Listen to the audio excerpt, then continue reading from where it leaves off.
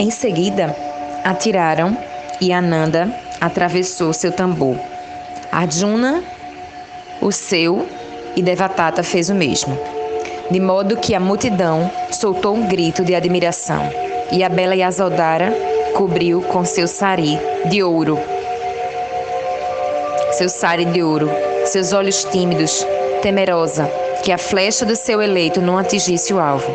Porém, ele tomou seu arco de junco, envernizado com goma laca, atado com fibras e providos com uma corda de prata que somente braços vigorosos podiam esticar. Fê-lo retesar, rindo as furtadelas, estendeu a corda torcida até que as pontas se tocaram e a parte mais grossa do arco rompeu-se. Feito para brincar e não para servir, disse ele. Ninguém tem um arco mais conveniente para os senhores Sakyas?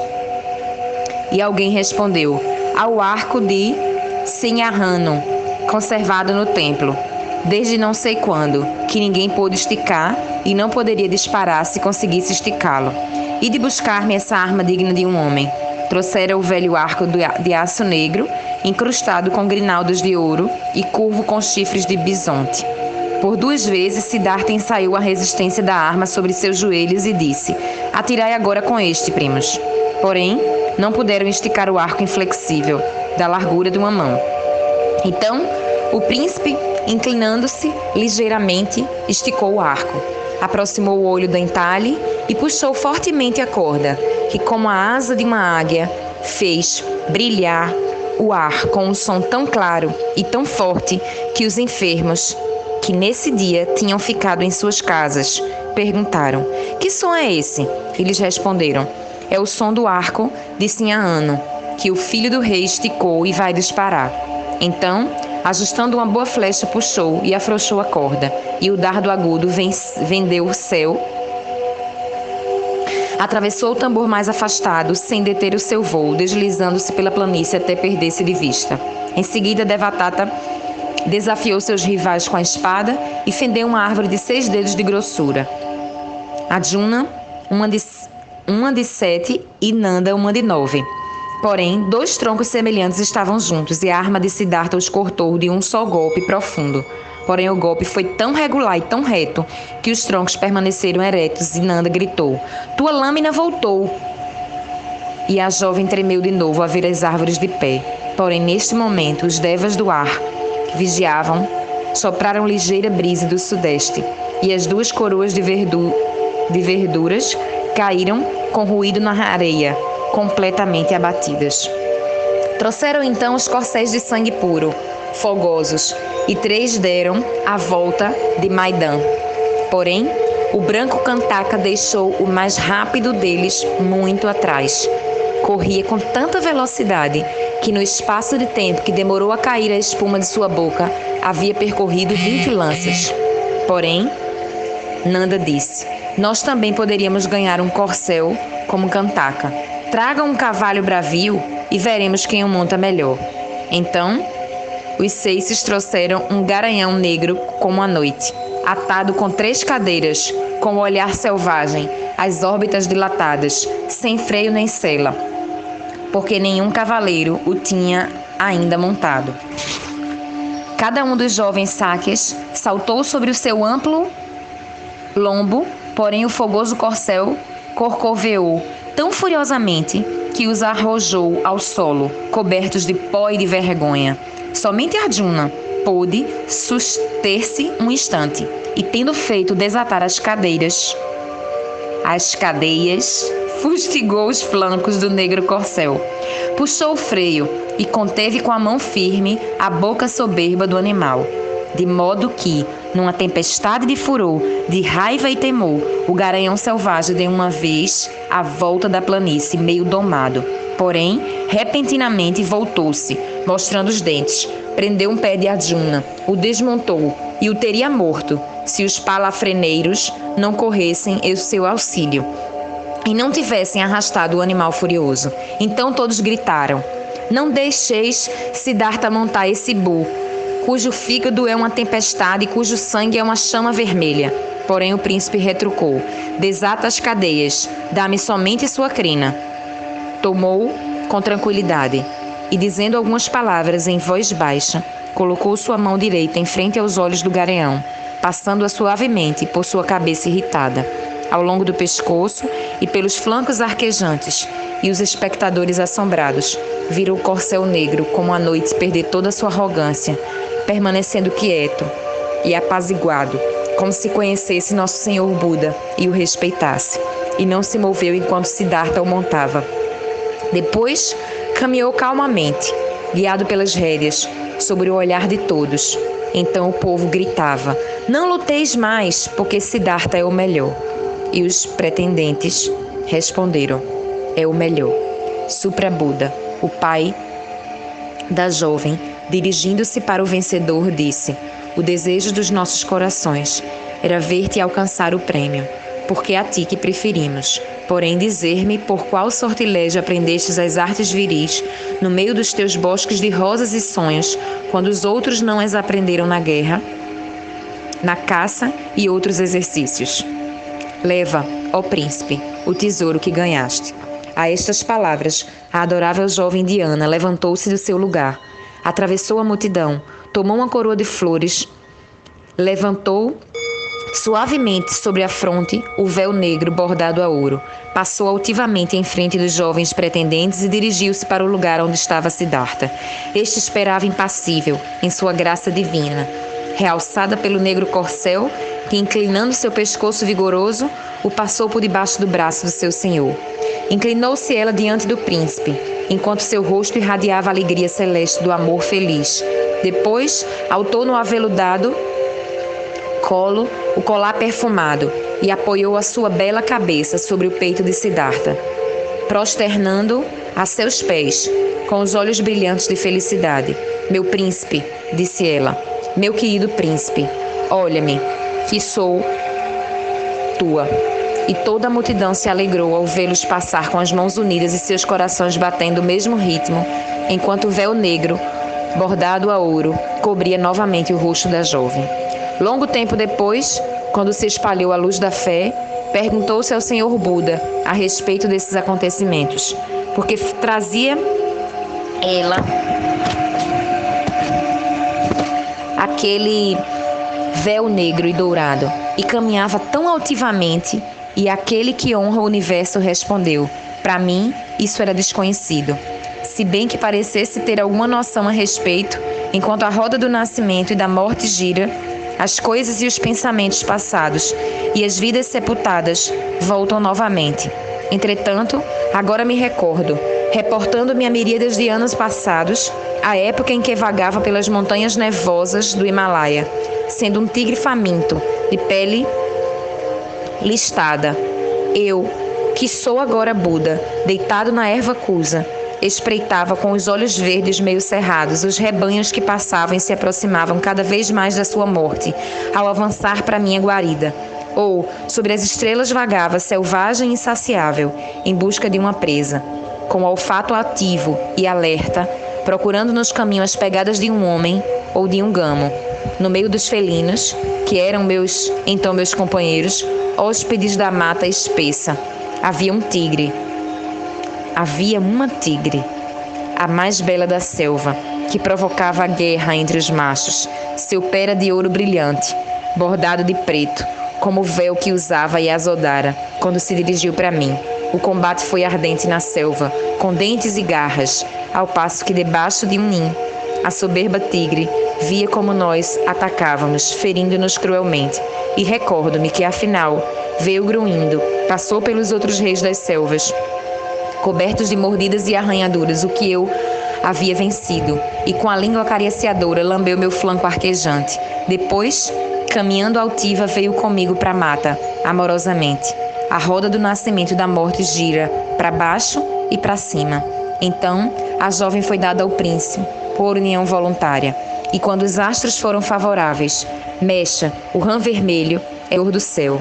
Celebrou-se a festa do casamento, segundo o costume dos Sáquias, com toda a pompa devida à alta linhagem dos jovens noivos, que assim mais uma vez viam seus destinos unidos. O gade de ouro foi colocado estendidos aos tapetes, cingiram as grinaldas nupciais, ataram fios nos braços dos prometidos. Depois foi partido o magnífico bolo, derramou-se arroz e atá.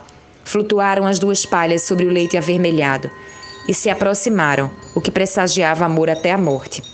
Os esposos deram em seguida 3 vezes os 7 passos ao redor do fogo. Fizeram-se presentes aos religiosos e oferendas aos templos, e finalmente cantaram os mantras e ataram os vestes da noiva e do noivo. Então, disse o velho pai: honrado príncipe, aquela que era nossa agora é somente tua. Sê bom para ela,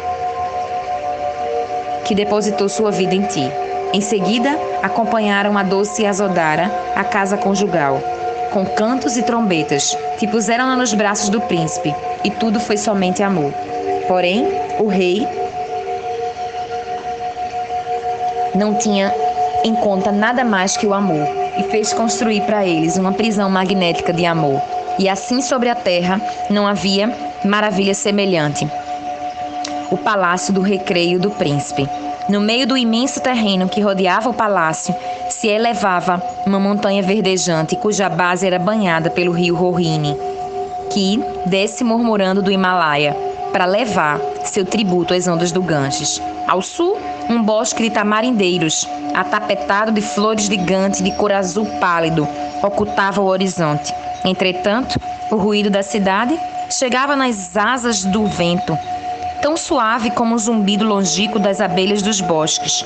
Pelo lado do norte se levantavam, com saltos prodigiosos, os picos imaculados do Himalaia enorme, alinhando as 2 fileiras de pontas deslumbrantes de brancura, que sobem ao assalto do céu azul, virgens, infinitas, maravilhosas, e este universo, erguido de cristais e rochas agudas, redondas ou planas, com verduras pendentes e agulhas de gelo, de ribanceiras escarpadas e profundos precipícios, elevava tão alto o pensamento que o ser encantado acreditava alcançar o céu e conversar com os deuses.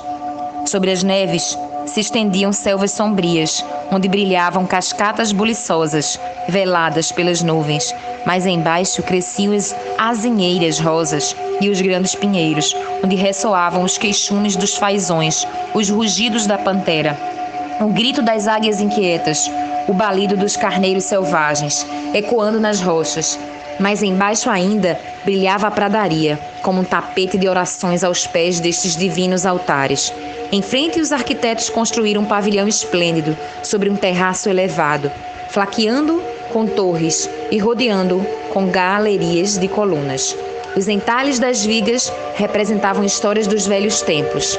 Radha e Krishna, as virgens dos bosques, Sita, Hanuman, Draupadi, e sobre o pórtico bem no centro, o deus propício Ganesha, com seu disco e garfo, colocado ali para conferir a sabedoria e a prosperidade.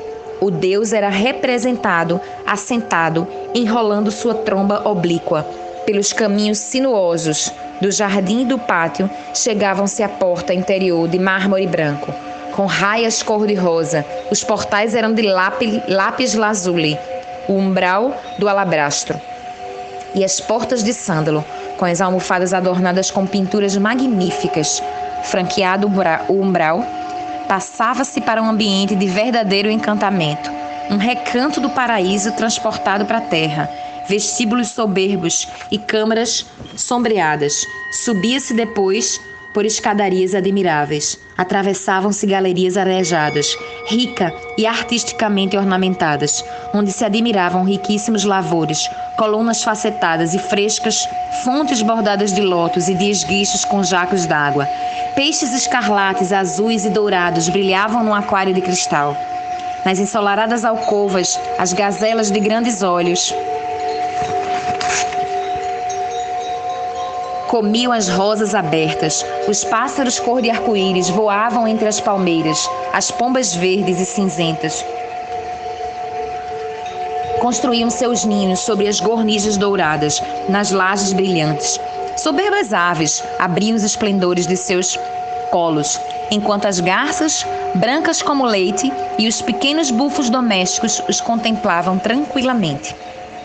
Os periquitos de colares cor de ameixa se balançavam de fruto em fruto, os colibris voavam de flor em flor, os tímidos lagartos se aqueciam sem receio nas balaustradas, os esquilos vinham comer na mão, porque a paz reinava em todas as partes. A cautelosa serpente negra, que dá boa sorte às famílias, dormia, aquecendo seus anéis ao sol, sob as flores.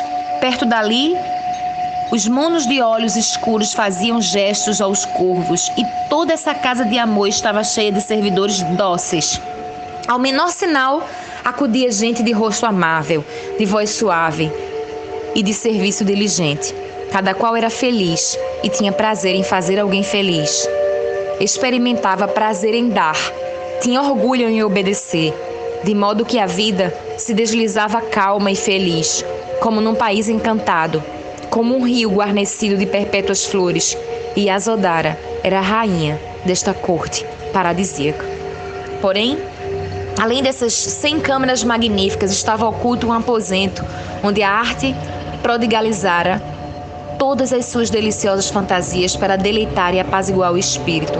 Penetrava-se nela por um pátio cercado sem cobertura, deixando ver o céu estrelado, no meio do qual se achava uma fonte de mármore branco como leite, cujos bordos, degraus e frisos apresentavam incrustações de ágata, delicadamente matizadas.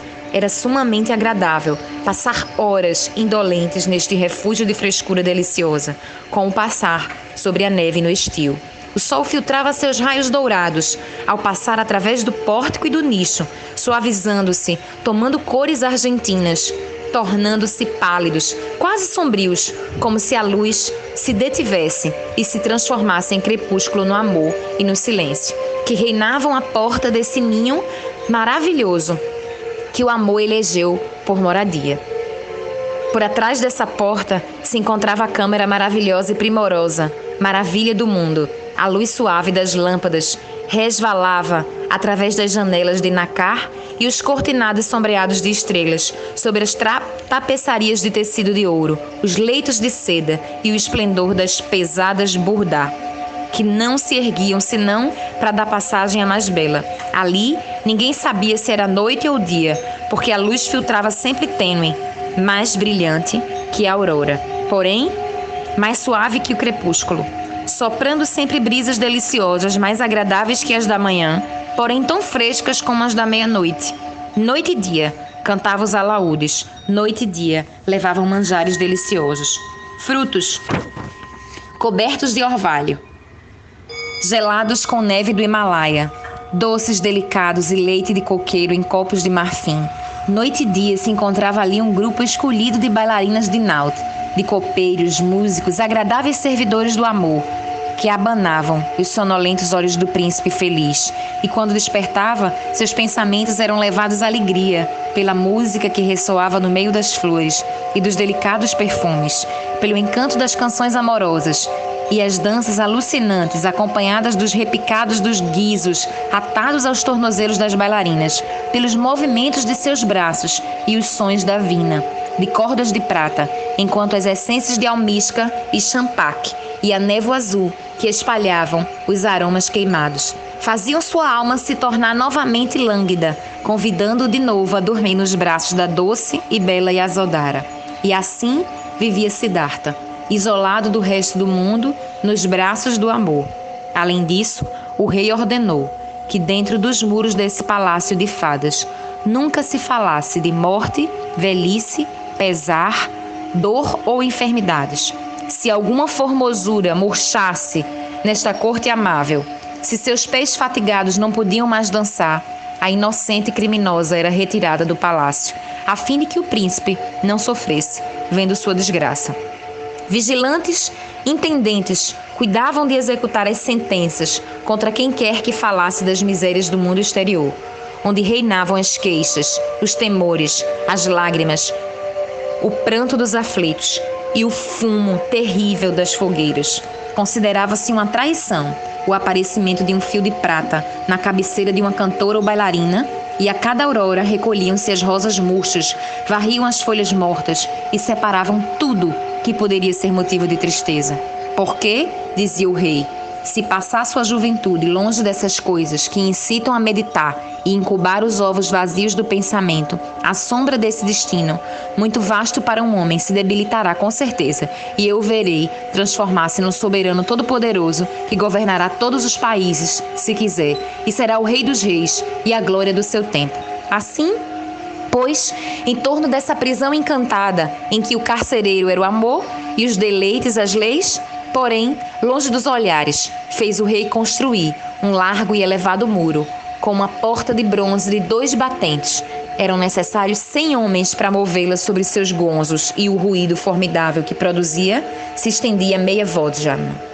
Fez uma segunda porta e logo uma terceira atrás da anterior, de modo que era necessário franquear 3 pesadíssimas portas para sair ou entrar no Palácio do Gozo. Eram 3 portas com aldrabas reforçadas com barras, e perto de cada uma estava colocado um guarda fiel, com a seguinte ordem do rei: não deixeis passar ninguém, ainda que fosse meu filho, o príncipe, porque respondereis com a vossa cabeça pelo fiel cumprimento dessa ordem.